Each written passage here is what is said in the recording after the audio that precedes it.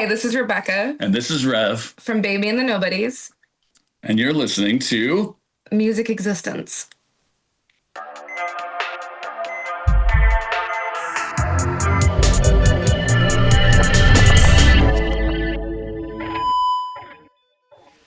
Welcome to another instance of Music Existence, where because of music, we exist.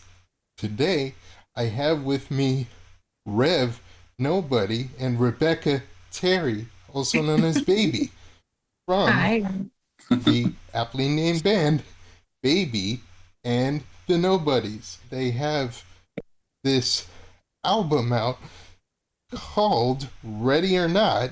It was preceded by the single Bombs Away, and we're going to talk about all of that. We got a lot to unpack today, so without further ado, Rev and Rebecca, or vice versa, welcome. Thank you so much for coming on, guys. Absolutely, man. We really appreciate you spending the time to hang out with us and talk to us, and look forward to it. Yeah, and we're just locking up the puppies right now because they want to be on camera too. So before, when I was sent your name, I was searching around. I didn't look at your promo piece or anything, but I saw you had a song out called Gimme Gimme, and right off the bat, like, just from your practice space, I mean, that song, obviously, it's off Satellite Highway, but, like, what do you attribute to just that chemistry where you just, like, plug it in and bash it out? That's just the way it works. Rock and roll lives like that sometimes. Yeah, and that was a fun little song too. We haven't played that for a while. I know, we should bring that back. Everybody loved that one. We should bring it back. Yeah, that was a super little punk ditty. Kind of in the beginning of Baby and the Nobodies, we were almost more of a traditional punk band than we actually are now. So we had a lot of short, cute, curt songs. Yeah, if the song was 3 minutes long, we were like, woo, 3 minutes. Yeah, and it was like kind of unintentional because, at that point you just wanted to bash it out. And of course you've grown considerably over the years. And but I wanted to take it back a bit more to each of your histories with music. I was talking with Rev off screen about Olympia bands, Beat Happening, Slater Kinney, Bikini Kill, Bratmobile, shit like that. But so in each of your lives, what was your musical environment like as you were growing up, and how did that inspire your musicianship? So for me, music's always been a big part of my life. Like, I started singing probably in preschool, kindergarten-ish. So I've been singing since I was little. I had my musical debut when I was in kindergarten at my kindergarten graduation. The first album, I know, right? I know. The first album I ever listened to was Madonna, Like a Virgin. All right. So yeah. My mom had it on cassette. So I had a cassette Walkman, and I'd always run around the house singing Madonna. Then from there, it became like Motown. So Diana Ross, Supremes, Tina Turner, Aretha Franklin, the Spice Girls. By the time I was in third grade, I wanted to be Ginger Spice. Oh, nice. Didn't we all? Yeah. Right. So music's always been part of my life. Through junior high school, I always did choir, the basic stuff that people do when they're in school. And then out of school, I sang with the burlesque troupe, and then put a band together. Yeah. And then Rev, what was your journey all about back then when you were a wee little kid? A wee little thing. Yeah, I mean, when I was coming up, I started playing classical guitar in probably third grade or something like that. Just played acoustic a little bit here and there until I was in junior high, and then picked up an electric and really, really hit it pretty hard. Roundabout, I'd say probably about the time Pyromania came out by Def Leppard. I was just a wee one, but my way older cousin brought that cassette over and played it for me. And that's kind of the influence of when I decided that's what I wanted to do. Then, further, in junior high, high school, one of my first shows was playing the high school auditorium during lunch. For everybody, it was a disaster, but it was a learning experience. Then we put a real band together, still in high school, and we went out and we played all the clubs in Seattle. What was the name of that band? That was called Jester. Jester. Okay. Did they have an album out? We did. We had a self-titled cassette album out. Oh, I love cassettes. I have an archive channel, so I might find it.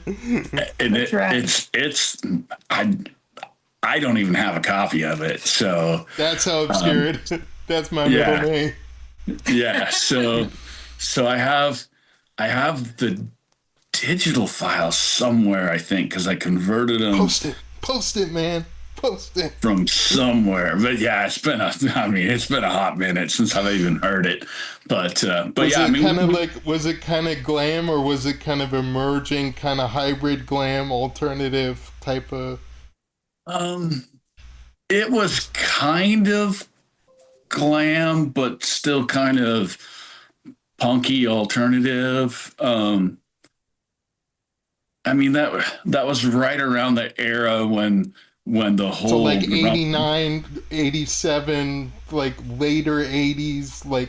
It was more like 92, 91, 92. Okay. So, it's like... I don't even know what to call it. It was kind of glammy. We liked all the glam bands, and we were just starting to hear all of the the grunge bands that made it. We played a lot of shows with a lot of those guys from different bands. Oh, like who specifically? This is interesting. Oh, just those guys. We played a show with what the hell are they called? Harvey Danger, I think. Harvey Danger, at the Color Box. I'm not sick, but I'm not well. We weren't even old enough to stay and watch them. So that kind of sucked. We played a show very similar with the Sweaty Nipples. Oh, wow. But again, we weren't old enough to stay and watch. We just played and left. Get out of the bar. Yeah, exactly. Yeah, was it kind of like where you plug in, you do your shit, and then you clean up yourselves? Pretty much, yeah. Yeah, and they weren't old enough, so they couldn't be in the bar. So It was get out. Yeah. Oh, man. So you were probably hurried to get out at that point because it was kind of taboo. Yeah, exactly. It's like you come in the back door, you set up, you play, you go out the back door, and that's it. Yeah. And then how did it grow kind of into this Baby and the Nobodies thing? Well, first of all, how did Baby and the Nobodies come up with that sort of Ramones-esque kind of thing that they have, that you guys have with the name, and then that kind of bash it out kind of punky sound? So I brought the name to the table. Oh, nice. Yeah, we decided that we were gonna put a band together. He was already an established musician in the music scene. I was new and trying to get a band together. Oh, so nice. We just decided to partner together and do it. So yeah, Baby and the Nobodies. Yeah, I've been part of a couple of not huge bands in the local scene, but bigger bands in the local scene over the years. Kind of indie bands? Yeah, local cool, big. Right.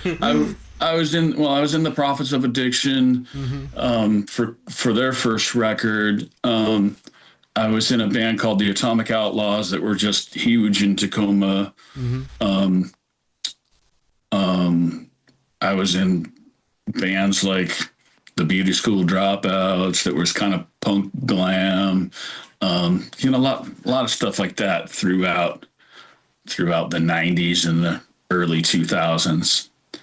And Yeah, so we basically just we built the band together, and then he started writing music for it. We agreed on what songs we wanted to do, what songs we didn't want to do, and then we found other players, and that's how the band got started for the yeah, first album. yeah, and And then the punky fun ones were punky and fun. yeah, Why? yeah, and there's obviously been lineup changes throughout the years. I feel like right now we have the best lineup that we've had, and I'm stoked to have the guys in the band that we have right now.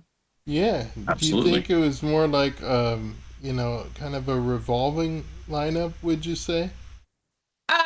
It didn't start out that way, but it became that way in the bass player department. Well, it's called Baby and the Nobodies. So as long as Baby's in the band, it doesn't really matter who the Nobodies are, I guess, right? Well, it does. But It without does. Rev, like, come on. It That's like does. part of the soul. That's a It chunk of the does. soul. Yeah, but I'm all right being a nobody. It's okay. Oh. Yeah, but like speaking of your bassist, August has been kind of a month of birthdays, is starting with Lonnie, the bassist, and then the drummer recently had a birthday. And Yes. what can you Yep, say Dana. about having them in the band as far as like expressing your gratitude for them as both players and as people? I'm stoked. I'm beyond stoked Right. to have them in the band. Both of them put in time, they put in effort, and I'm one of those people where I feel like in the big picture, time is the most valuable thing that people have. So the fact that they give their time. Yeah, absolutely. And well, we both do. We both adore them as people too. So that's kind of a cool thing too. When you can get along with people. I know. I could text either one of them right now and hear back from them.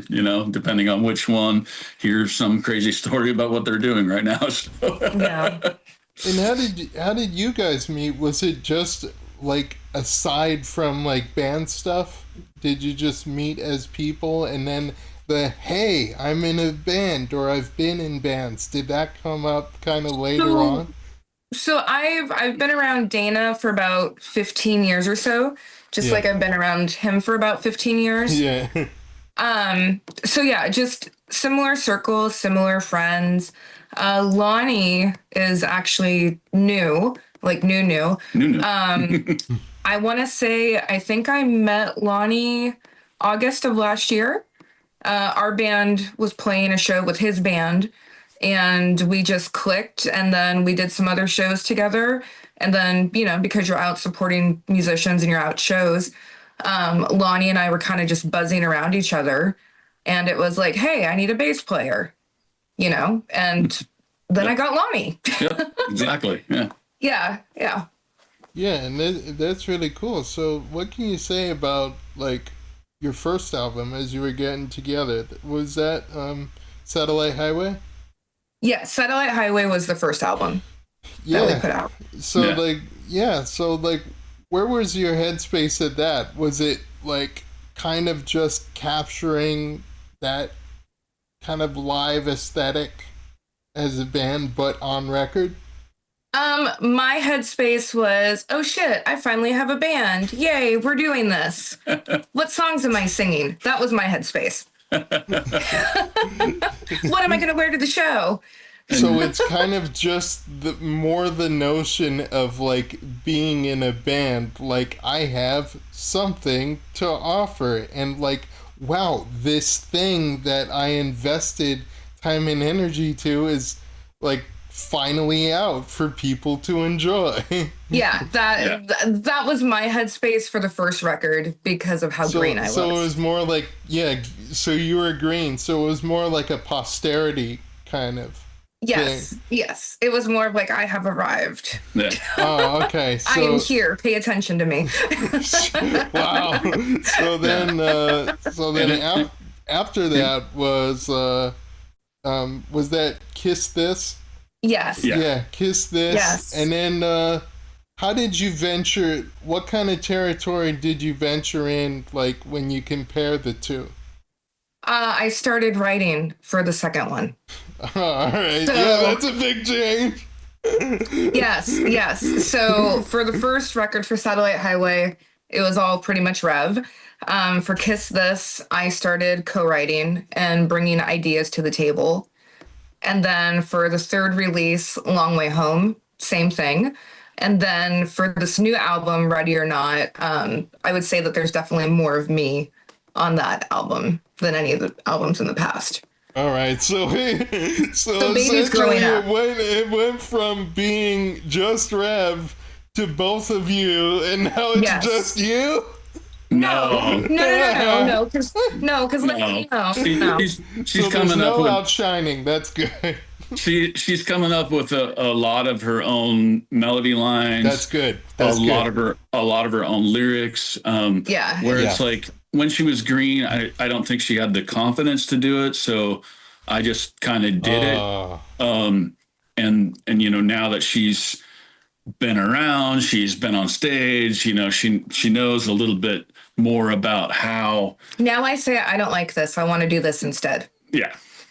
Oh, wow. So is there like a set chopping block for all of your ideas? Are you pretty like open for everything? We are open-ish, but we're creative people. Yeah, so, there's always creative differences, and constantly. A lot of times, like, you know, because I'm used to being like the only writer in a lot of different projects, so I kind of have to remember to take a step back and listen. And that's been a growing experience for me too, because I haven't really ever had to do that before. Oh, okay. So Rev, do you feel like agency as being like the head writer on like this and a lot of stuff you did in the past, or do you feel a certain sort of pressure kind of being that kind of lead writer? I don't think there's any real pressure. It just, I mean, I write so much constantly that there's always something to pick from. I see. So, and it's like, you know, with the brand new record, Ready or Not, there's a song on there called The Next One. And that was actually brought by our other guitar player, Tyler. And he actually had parts of it like demoed out. And him and I just spent, I think it was a Sunday from like probably noon to like 10 o'clock at night, just hashing out that song and like changing little parts and adding little things to make it a Baby and the Nobodies song. So yeah, and then by the time I showed up at the rehearsal space, there was a lyric sheet and they were like, here, try this song, let us know what you think. And I'm like, oh.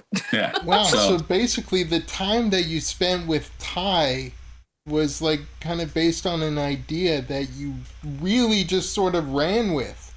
Were there any ideas in that process that were just like very egregious to the point where you were like, just like, no, like, hell no, we are not. Of course.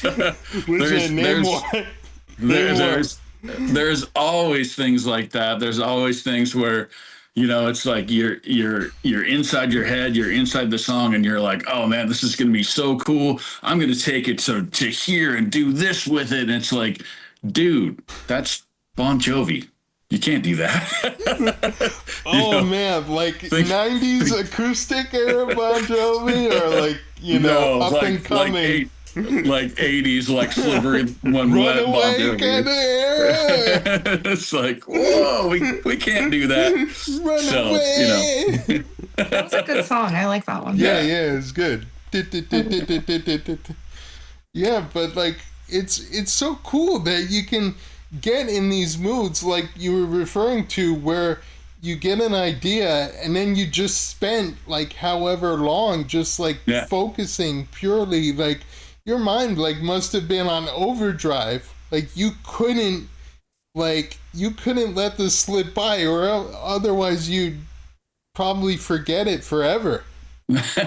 Yeah, I mean, that's kind of how it works when you write songs too. It's you get the idea in your head, and if you don't like develop it enough to where you can demo it, or at least like turn on the voice recorder on your phone and play an acoustic guitar and sing it, it is gone forever. Yeah, and our bass player, he brought a banger to the table that we're gonna start working on too, which will be fun. Yeah, and it's bullshit sometimes. Like, you'd think technology would aid you in that situation, but I've had phones like brick out and crap out on me where I had tons of lyrical ideas. Right, right. You know, it helps like just a simple pen to paper if you know where to find pen and paper nowadays. Right. Yeah. That's yeah, so right. true. Get it? Right? Like, pun intended, Right. like you're writing something down. Right. But it's so cool. And you for the new record, you worked with Jonathan Plum. I mean, that guy was like, again, like a lot of history, like with the Seattle scene and stuff. Like, that must have been huge for you guys. Yeah. He's amazing, and I love the fact that I could text him and get a response like that, or within an hour or so if he's in a session with somebody. Jonathan is somebody that I'm fortunate to call a friend. Yeah. And at this point, he's family. He's put up with a lot of shit from this band over the years, so he's family. Absolutely, yeah. We ventured out with Jonathan on Kiss This, and I haven't ever even wanted to go anywhere else since. Yeah. So. Yeah, he gets the band. He understands the dynamic. Yeah, I mean, Satellite Highway, we recorded here at my home studio, and I engineered it. I told everybody how to play their crap right. It's like nobody really knew the songs quite yet, but with Jonathan, it's like really cool because I can send him the demos, and him and I can talk about them, and he'll even like give me ideas like, oh, hey, you should change this and do that. And it's like, well, I can try it and I love it, or I can try it and nope, not going to happen. So, I love working with Jonathan. Wow. He's an amazing human being. Wow. That's really fortunate to have. So,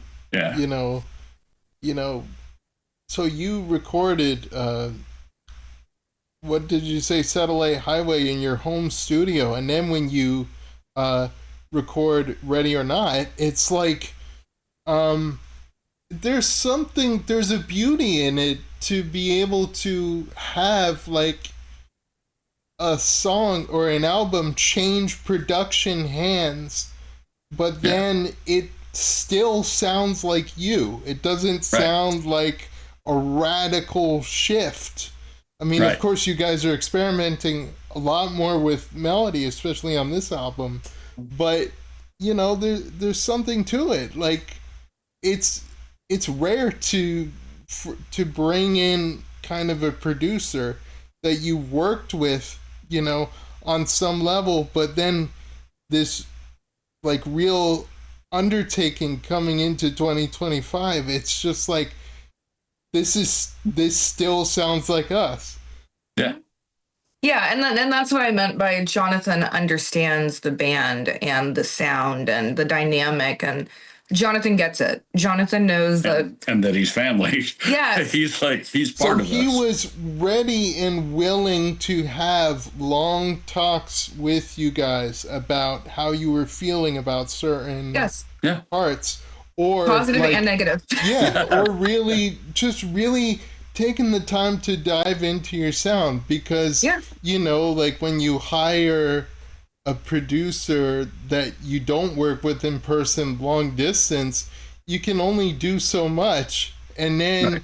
there's others that are working on crunch time and they're like, can't really talk now. How's this? And then they don't get back to you like months later. But there's no distant shit. There's no cold shoulder. That's rare. Yeah. No, we go rent the room for like 3 or 4 days at a time and knock it out. Yeah, and usually because of the type of person I am, you know, like once we get past the hi, how are you and the pleasantries, then I'm like, okay, this is how many songs. Rev and I are on the same page with X amount. He has this idea for this one. I have a different idea, so you need to help us meet somewhere in the middle. So I line him out on everything before we even get started. Yeah. And it's very and it's common for Rev and I to have different ideas creatively and musically. And that's what's beautiful about Jonathan is Jonathan knows us as individuals and as artists. So Jonathan can go in there and he can make the compromise, the musical compromise. Yeah. So that we're both happy. Mm-hmm. And that's interesting because you remember because Rebecca, you were talking about growing up with a Madonna cassette and you know doing like the kind of a burlesque kind of pop kind of sound. That's your difference. And then Rev is like very pyromania, and somehow you guys make it work. Yeah. Yep. Exactly. Yeah, that's really beautiful in that way because what ends up coming out is not this kind of kind of avant-garde like confused like what's this mess, but like this very cohesive, functional kind of punkish sound. Yeah. Yeah. I've always said it kind of reminds me of Social Distortion meets Blondie. Yeah. It's just so cool for knowing you guys, meeting you guys, and experiencing a sound like you have, which frankly, like I haven't heard in years. And here you guys are just bringing it back. Like what? Like I'm not gonna get my hopes up, but like like I don't know, like I just love your sound. Thank you. Thank you. Yeah. Thank you. Yeah, Jonathan met us at a show in Seattle, and he came up to me at the end of this show and said that he wanted to get us in the studio because he liked our sound and he liked our energy. So that's how we met Jonathan. It just really brings me back to like, and I'm saying brings me back. Meanwhile, I was born in 1991, born. So by the time like alternative grunge sort of peaked, I was like 2 or like maybe like 1, but like it reminds me, I'm pretending to be someone much older, but it reminds me of like fastbacks and 7-Year Bitch kind of sound, and like again, like that's really like my sound. And you guys have done vinyl releases, right? Oh yeah. Yes. Oh yeah. Ready or Not shit. 12-inch vinyl. Yeah. Yeah. That's and awesome. And I told the guys, I'm like, if we're gonna do vinyl, it has to be pink. So we have pink vinyl. It's hot pink with black accents. And then there's another variation where it's a white vinyl with pastel pink accents. Oh shit! So like, is the white one more rare? Does it have like collector value? If you want to say so, then yes, they're both rare, and they're both limited run, and they're both limited editions. Yep. And there are quite a bit fewer of the lighter pink ones. So yeah. Oh man, and then like watch, then you start putting out cassettes. I have a tape player. two tape players actually. You're one of few, my friend. But, you know, on I found, my archive channel, Famous or Forgotten Music, I've digitized a lot of tapes from a lot of different countries. yeah, So yeah. that's like right up my alley. I love the rare stuff. I'm like, up. Wait, did you put out an album when you were like 18, 19? Up. Probably already got it. No, I'm just kidding. But I love that stuff. I live for that stuff.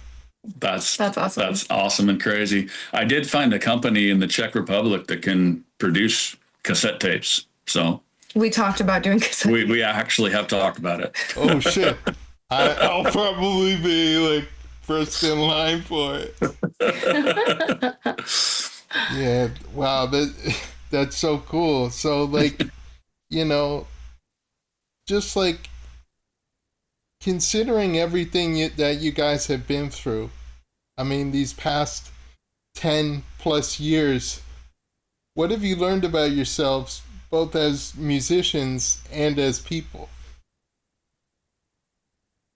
Wow. I'm a deep guy. You are. That's pretty deep. I've learned that I'm a lot stronger than I thought I was. And I've also learned that I don't like to compromise as much as I thought I did. I've learned that about you too. Oh no. Well, good. It's good. It's good. But yeah, what about you, Rev? You know, I think like throughout this whole process that we've done with Baby and the Nobodies, you know, I've kind of learned to compromise and to let go of some control. Interesting contrast. Wow. But I've also learned that I'm fairly good at what I do, so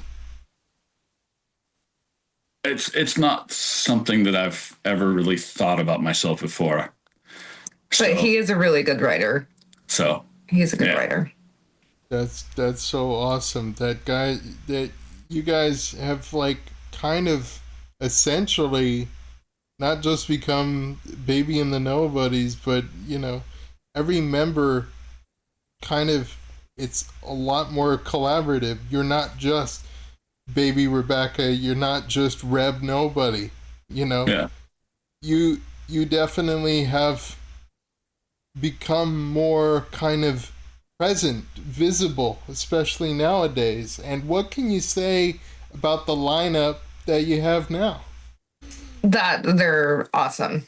I love them. I have an amazing rhythm section, and I couldn't be happier with the guys that I have in the band right now. Absolutely. Me too. Yeah. That's just great. I mean, I'm sure you get on like each other's nerves from time to time, you know. Honestly, inevitably. not yet. Not yet with the other members. We're people though, so I mean, you know, there's always that. You know, it depends on what kind of a mood somebody's in or something like that. You know, if somebody comes to practice with a chip on their shoulder about something personal, and it kind of comes out at practice. That's usually me. We still love everybody. We don't get mad at them. We don't talk shit about them behind their back, but we definitely talk shit about them to their face. Oh, wow. Like, oh, you're in a bad fucking mood today. Yeah. And I think because it's just how you say it, it's how your voice sounds. I can tell, like, there's a lot of love underneath. So, like, that's why, like, if someone has, like, an ugly, kind of unpleasant voice, it kind of rubs people the wrong way and gets them, I don't know, like, on edge. But, like, I feel like when you know of the bond that you've established already, like, whether it's something personal or whether it's a musical idea that you have a tough time coming to terms with, eventually you take a deep breath and you say, okay, yep. we're doing this again. I mean, like, were there times where there was like initial kind of reluctance, but then you really got back onto speed, like creatively? Yeah. Oh yeah. Oh yeah. Like even recently? Right now, we just need to buckle down and do stuff. Yeah. No, and that was more so in the beginning Yeah. Oh, okay. because somebody's learned how to compromise. Oh You? man. You mean you? You mean somebody's realized that they don't like compromise. Yeah. Yeah. Yeah. Yeah. But I think based on your individual trajectories, you each find a positive of where that lies, because both instances aren't inherently bad. They're Right. just, you know, more suitable from person to person, and you Right. each find like the positivity in those sorts of what do you, what do you methodologies, I don't know, methods. Yeah. I mean, that works. Yeah. Yeah. Methodologies, the overall way that we're used to doing things doesn't always work, even though it always works. Yes, it does. See, it doesn't always work, even though it always works. Yeah, no, back then, back off screen, Rev and I were talking about music theory and all of Nice. that, and like all the, because of like the difference between those who have more theory backgrounds and those who are more kind of do it yourself kind of punk rock. It's Yeah. like kind of where do we fit in? But then wait, like I can imagine you guys doing the complete 180 and started doing this big progressive like thing. Right. Right. I know a small share of theory, and I just found that when I concentrate on it, it throws me off. It's better to write what's from the heart and figure out later, like, well, whether it's in key or not, or whether it even matters. So, Right. There's a difference between writing from your head and writing from your heart. right, Because your head gets like really complicated, but your right, heart is like really raw and like right. really just goes like out in the open. Like I don't know, like when I try, even like when I put out my latest release, which is only 2 songs, but it's not just I shout out 2 songs. It's like, I noticed that they each follow a theme. Like I know I'm focusing on myself, but like it's like, It's fine. but it's like the first song is called "How to Care," and then the second song is called "So Much and More," and then like when you put the two together, it's "How to Care So Much and More," and then they Yeah. each follow like a kind of cohesive thing. And I've noticed that when it comes back to Ready or Not, like you start really unpacking like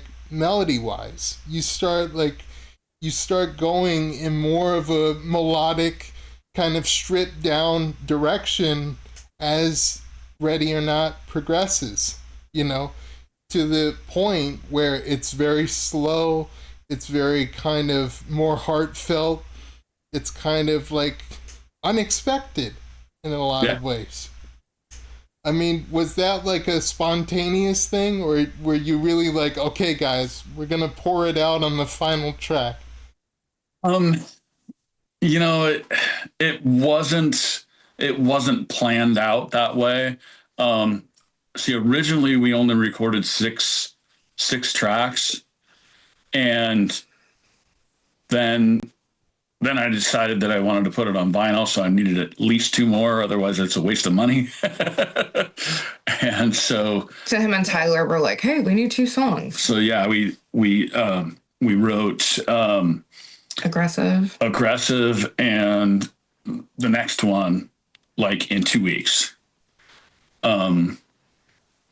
And the placement on the record was kind of like I wanted the first song on each side to just be kick-ass songs.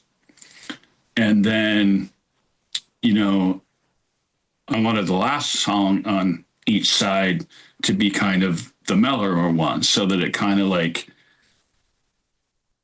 It's the best of like kind of both worlds. The more kind of, I don't know how to say Yeah. it, forlorn kind of bash it out versus like more low key, very kind of murky, kind of like two different seasons kind of almost, or two different kind of, it's like a, you know, like a time of day kind of scenario in a way.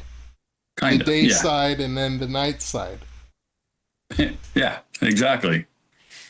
And I don't think I meant for Back to Start to be quite as depressing as it ended up, but then it ended up being like a very deeply like resonant kind of song. It really worked once we had the, you know, the violinist and the violist. You really tap into those strings. Yeah, it was just, and it's a gorgeous song. I love it. It's beautiful. Again, it's like an unexpected side because you're really into those normally like punky, kind of carefree, kind of bash it out kind of things.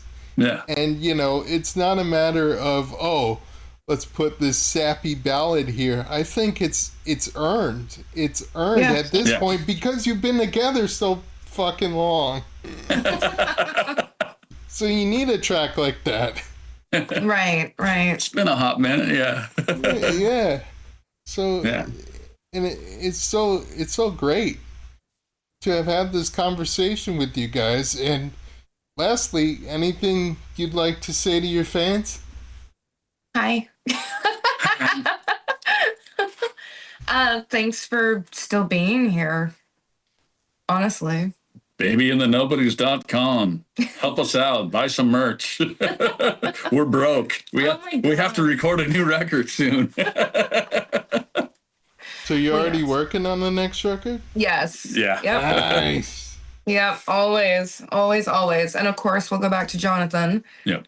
So. Oh, he's able to do that because that's always another thing. Like, oh, like I can't be with you on this day because I'm booked up the ass with. Oh, no. He works us in. He always works us in. Oh, that's special. That's special. Yep. That's really awesome. Well, like you guys said, all around good dude. Yep. You guys have been amazing guests. I'm so glad that we had this conversation. It was very deep, yeah. I'm proud of you for how deep you wanted to venture. It's really good. Thank you so much, guys.